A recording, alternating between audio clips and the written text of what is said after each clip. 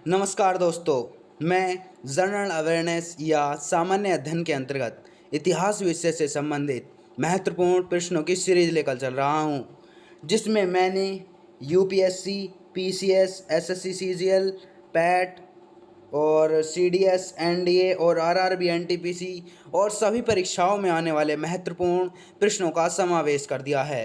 आज मैं बौद्ध धर्म से रिलेटेड बौद्ध धर्म से रिलेटेड 9वीं वीडियो लेकर आ गया हूँ। जिन्होंने हमारी प्रीवियस वीडियो नहीं देखी हैं वे हमारे चैनल की प्लेलिस्ट में जाकर देख सकते हैं या हमारी इस वीडियो के नीचे डिस्क्रिप्शन लिंक में जाकर देख सकते हैं। और दोस्तों, एक बात और बता दें आपको कि जो हमारे प्रश्न हैं वो एनसीईआरटी पर आधारित महत्वपूर्ण प्रश्न हैं। मेरा निरंतर यही प्रयास है कि मैं आपकी तैयारी में हमेशा आपके साथ हूँ और आपकी तैयारी बेहतर तरीके से करवाऊँगा। बिना देरी करते हुए प्रश्नों को शुरू करते हैं।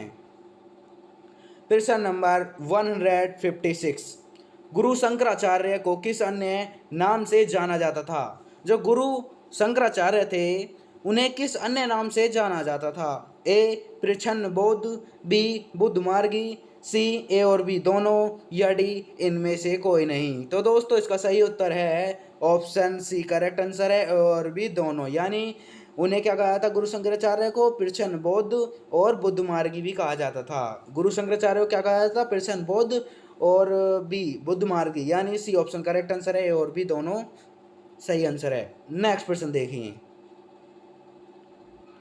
प्रश्न नंबर 157, महापरिनिर्वाण मंदिर अवस्थित है कि जो महापरिनिर्वाण मंदिर है वो कहाँ अवस्थित है? ए कुशीनगर में, बी सारनाथ में, सी बोध गया में, या डी श्रावस्ती में। तो दोस्तों, इसका सही उत्तर है ऑप्शन ए करेक्ट आंसर है कुशीनगर में। कुशीनगर में महापरिनिर्वाण मंदिर स्थित है। और इसके बारे में और जान लेते हैं कि जो महापरिनिर्वाण मंदिर है वो उत्तर प्रदेश के कुशीनगर ज़िले में स्थित है। और ये एक बात और जान लें, ये कौन से राज्य में है? यूपी, यानी उत्तर प्रदेश ज़िले में स्थित है। और मंदिर में स्थापित भगवान बुद्ध की मूर्ति, जो मंदिर में स्थापित थी भगवान बुद्ध की मूर्ति, वो और सन 1876 ईस्वी में उत्खनन के द्वारा सन 1876 में उत्खनन के द्वारा प्राप्त की गई थी। और महापरिनिर्वाण मंदिर विश्व में बौद्ध धर्म के सबसे पवित्र मंदिरों में से एक माना जाता है। जो महापरिनिर्वाण मंदिर है वो जो विश्व में जो है ना बौद्ध धर्म के सबसे पवित्र मंदिर उनमें से एक माना जाता है महापरिनिर्वाण मंदिर। नेक्स्ट प्रश्न देखिए। प्रश्न नंबर 158, निम्नलिखित राज्यों में से किन का संबंध बुद्ध के जीवन से था? कि जो ये नीचे राज्य दे रखे हैं चार, इनमें से किसका बुद्ध के जीवन से संबंध था? 1 अवंती, 2 गांधार, 3 कौशल, 4 मगध। तो नीचे दिए गए कूट है, इनसे सही उत्तर चुनना है। ए दे रखा ऑप्शन में 1 2 3 तीनों, या बी 2 और 4 यानी दोनों 2 और 4, या सी 3 और 4, या डी 1 3 या 4। तो दोस्तों, इसका सही उत्तर है ऑप्शन सी करेक्ट आंसर है 3 और 4, यानी उनका संबंध था, बुद्ध के संबंध था जो था एक तो कौशल से था और मगध से था। मतलब महात्मा बुद्ध का जो संबंध था वो बुद्ध के जी का जो जीवन के संबंध था वो था कौशल और मगध से, इसलिए ऑप्शन सी करेक्ट आंसर है। और इसके बारे में और जान लेते हैं कि विकल्प में जो दिए गए हैं ये महाजनपद में से क्या है? कौशल एवं मगध क्या है? महाजनपद का संबंध बुद्ध के जीवन से था। और गौतम बुद्ध ने अपनी शिक्षा के प्रचार प्रसार हेतु मगध एवं कौशल दोनों राज्यों में भ्रमण किया था, इसलिए ऑप्शन सी करेक्ट आंसर है। नेक्स्ट प्रश्न देखिए। प्रश्न नंबर 159, कि महात्मा बुद्ध कौशाम्बी किसके राज्यकाल में आए थे? जो महात्मा बुद्ध थे वो कौशाम्बी में किसके राज्यकाल में आए थे? ऑप्शन ए सातनिक, B Udayan, C Bodhi, D निच्छु। तो दोस्तों, इसका सही उत्तर है ऑप्शन बी करेक्ट आंसर है उदयन।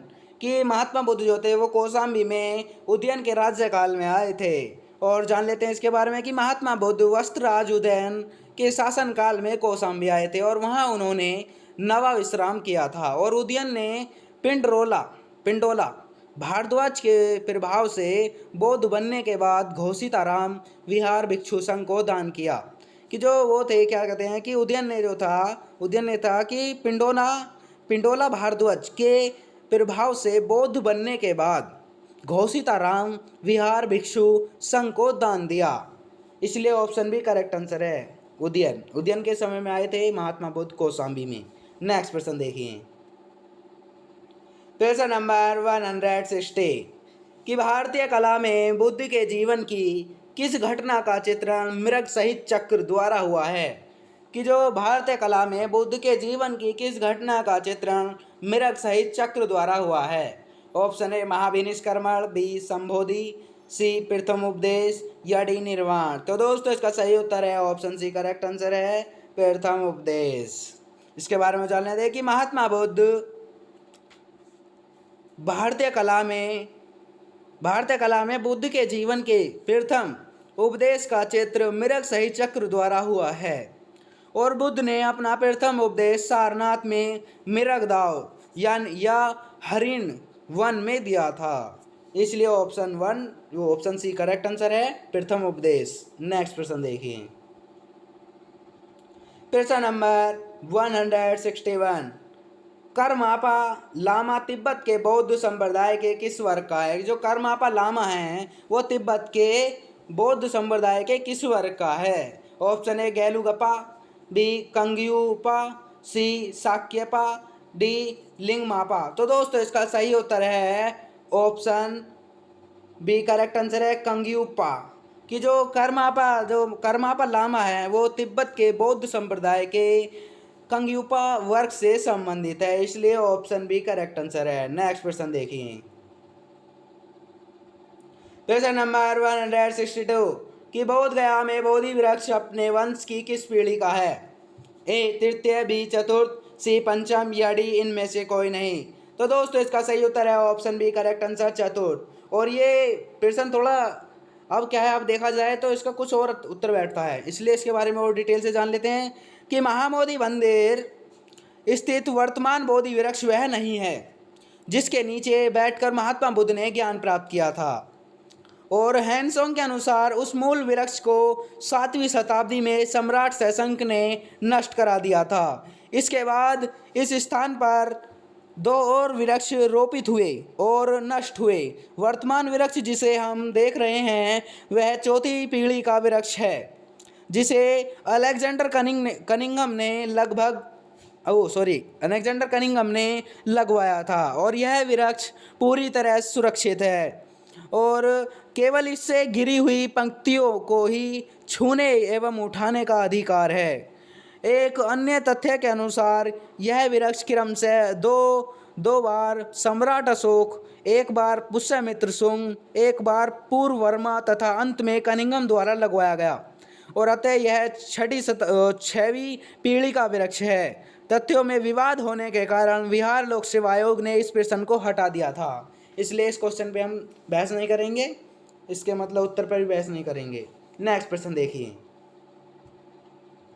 प्रश्न नंबर 163 कि बुद्ध के उपदेश किससे संबंधित हैं? ऑप्शन ए आत्मा संबंधी विवाद, बी ब्रह्मचर्य, सी धार्मिक कर्मकांड, डी आचरण की शुद्धता एवं पवित्रता। तो दोस्तों इसका सही उत्तर है ऑप्शन डी, करेक्ट आंसर है आचरण की शुद्धता एवं पवित्रता। और इसके बारे में और जान लेते हैं कि महात्मा बुद्ध के उपदेश जो थे वो कहते कि आचरण की शुद्धता एवं पवित्रता से संबंधित थे और बुद्ध के उपदेशों में आत्मा संबंधी विवाद नहीं है और धार्मिक कर्मकांडों की बुद्ध ने आलोचना की है। नेक्स्ट प्रश्न देखिए, प्रश्न नंबर 164 अष्टांगिक मार्ग की संकल्पना अंग है कि जो अष्टांगिक मार्ग की जो संकल्पना है वो किसका अंग है? एक तरीके से दीपवंश की विषय वस्तु का, बी दिव्य वदान की विषय वस्तु का, सी महापरिनिर्वाण की विषय वस्तु का, डी धर्मचक्र परिवर्तन की सुत की विषय का। तो दोस्तों विषय वस्तु का। तो दोस्तों इसका सही उत्तर है ऑप्शन डी, करेक्ट आंसर है कि जो अष्टांगिक मार्ग की जो संकल्पना है वो किसका अंग है? धर्मचक्र परिवर्तन सुत की विषय वस्तु का। और इसके बारे में और जान लेते हैं कि गौतम बुद्ध ने चतुर्थ आर्य सत्य में दुख निरोध का उपाय बताया और इसे दुख निरोध गामिनी प्रतिपदा कहा जाता है और इसे मध्यमा प्रतिपदा या मध्यम मार्ग भी कहते हैं और अष्टांगिक मार्ग धर्मचक्र परिवर्तन सुत की विषय वस्तु का अंग है, इसलिए ऑप्शन डी करेक्ट आंसर है। नेक्स्ट प्रश्न देखिए, प्रश्न नंबर 165 बुद्ध काल में वाराणसी क्यों प्रसिद्ध था, कि जो बुद्ध काल था उसमें वाराणसी क्यों प्रसिद्ध था। ए हाथी दांत के लिए, बी घोड़ों के लिए, सी ए और बी दोनों, या डी इनमें से कोई नहीं। तो दोस्तों इसका सही उत्तर है ऑप्शन ए करेक्ट आंसर है कि जो बुद्ध काल है उसमें क्या है, वाराणसी किस लिए प्रसिद्ध था, हाथी दांत के लिए प्रसिद्ध था, इसलिए ऑप्शन ए करेक्ट आंसर है। नेक्स्ट प्रश्न देखिए, प्रश्न नंबर 166 कि बौद्ध काल में पत्थर का काम करने वाले को क्या कहलाते थे, कि जो बौद्ध धर्म जब बौद्ध काल चला था तो उस समय पत्थर का काम करने वाले क्या कहलाते थे। ऑप्शन ए कोहक कोहंक, बी पीथक, सी पिया, या डी इनमें से कोई नहीं। तो दोस्तों इसका सही उत्तर है ऑप्शन ए करेक्ट आंसर है कोहंक। कि क्या है कि बौद्ध काल में क्या पत्थर का काम करने वाले को क्या कहलाते थे, कोहंक कहलाते, इसलिए ऑप्शन ए करेक्ट आंसर है। नेक्स्ट प्रश्न देखिए, प्रश्न नंबर 167 बौद्ध साहित्य में प्रयुक्त जो संथागार शब्द है उसका क्या तात्पर्य था, कि जो बौद्ध साहित्य है उसमें प्रयुक्त जो जो प्रयोग किया गया था संथागार शब्द का क्या तात्पर्य है, क्या था। ए राज्य संचालन के लिए गठित परिषद, बी राज्य के स्रोत, बी सी मिरगदाव, डी इनमें से कोई नहीं। तो दोस्तों इसका सही उत्तर है ऑप्शन ए करेक्ट आंसर है राज्य संचालन के लिए गठित परिषद, इसलिए ऑप्शन ए करेक्ट आंसर है। जो बौद्ध साहित्य में जो प्रयुक्त किया था संथागार वो राज्य संचालन के लिए गठित परिषद है। नेक्स्ट प्रश्न देखिए, प्रश्न नंबर 168 यमक बुद्ध पिटक से संबंधित थे, कि जो यमक थे वो बुद्ध पिटक से संबंधित थे। ऑप्शन ए विनय, बी सुत्त, या डी सी अभिधम, या डी इनमें से कोई नहीं। तो दोस्तों इसका सही उत्तर है ऑप्शन सी करेक्ट आंसर है अभिधम। और इसके बारे में और जानकारी कर लेते हैं कि जो अभिधम पिटक है उसमें क्या है कि दार्शनिक सिद्धांतों का संग्रह मिलता है, और इस पिटक के अंतर्गत 7 ग्रंथ सम्मिलित हैं। कौन से, एक तो धम्म संगीति, विभंग, धातु कथा, पुगल पंचती, और तुम्हारा जो चौथा था वो था युगल पंचती, और जो पांचवा था वो था कथा वस्तु, और जो छठा था वो था यमक, और जो सातवां था वो था पट्टन या पठान। तो इन ग्रंथों में सबसे महत्वपूर्ण ग्रंथ जो था वो कथा वस्तु है, और इसके अतिरिक्त अट्ठ कथा तथा मिलिंद पनो नामक ग्रंथ महत्वपूर्ण है। और इसके अतिरिक्त क्या है, जो कथा वस्तु सबसे महत्वपूर्ण कथा वो है, महत्वपूर्ण जो वो है क्या कहते हैं ग्रंथ है, उनमें से क्या है कि अट्ठ कथा तथा मिलिंद पनो नामक ग्रंथ महत्वपूर्ण है। और इस पिटक के अंतर्गत दार्शनिक एवं आध्यात्मिक चिंतन पर विचार किया गया है, इसलिए ऑप्शन सी करेक्ट आंसर है। नेक्स्ट प्रश्न देखिए, प्रश्न नंबर 169 कि विश्व का सबसे ऊंचा कहा जाने वाला विश्व शांति स्तूप बिहार में है। बिहार में है, वह कहाँ है। कि ये कह रहा है कि विश्व का जो सबसे ऊंचा कहा जाने वाला विश्व शांति स्तूप है बिहार में कहाँ है। ऑप्शन ए वैशाली में, बी नालंदा में, सी राजगीर में, या डी पटना में। तो दोस्तों इसका सही उत्तर है ऑप्शन सी करेक्ट आंसर है राजगीर में या राजगृह में। तो विश्व का जो सबसे ऊंचा कहा जाने वाला जो विश्व शांति स्तूप है वो बिहार में राजगीर में स्थित है। और इसके बारे में और जानकारी कर लेते हैं कि बिहार में राजगीर की पहाड़ियों 400 मीटर की ऊंचाई पर स्थित शांति स्तूप विश्व का सबसे ऊंचा कहा जाने वाला विश्व शांति स्तूप है, इसलिए ऑप्शन सी करेक्ट आंसर है। बिहार में राजगीर में है विश्व का सबसे ऊंचा कहा जाने वाला विश्व शांति स्तूप। नेक्स्ट प्रश्न देखिए,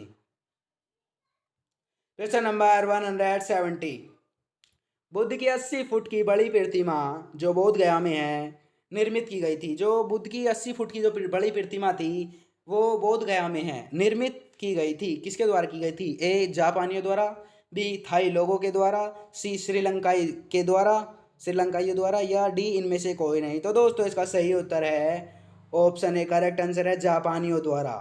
कि जो बुद्ध की 80 फुट की बड़ी प्रतिमा है वो बोध गया में है, और जो निर्मित किसके द्वारा की गई थी, जापानियों द्वारा की गई थी। और इसके बारे में और जानकारी कर लेते हैं कि बुद्ध की 80 फुट की ऊंची जो प्रतिमा है वो बोध गया में स्थित लाल ग्रेनाइट एवं बलुए पत्थर से निर्मित है। और एक बात और जान लेते हैं कि ये किससे बनी हुई है। एक तो है लाल ग्रेनाइट से और बलुए पत्थर से निर्मित है, और जिसके निर्माण में 7 वर्ष का समय, मतलब इसे बनाने में 7 वर्ष लग गए थे। और यह प्रतिमा जापान के दाइजोकियो संप्रदाय के सहयोग द्वारा निर्मित की गई थी, इसलिए ऑप्शन ए करेक्ट आंसर है। तो दोस्तों हमारे प्रश्न समाप्त हो चुके हैं, और यानी नेक्स्ट वीडियो में नेक्स्ट टॉपिक के साथ फिर मुलाकात होगी। तब तक के लिए जय हिंद, जय भारत। Thanks for watching.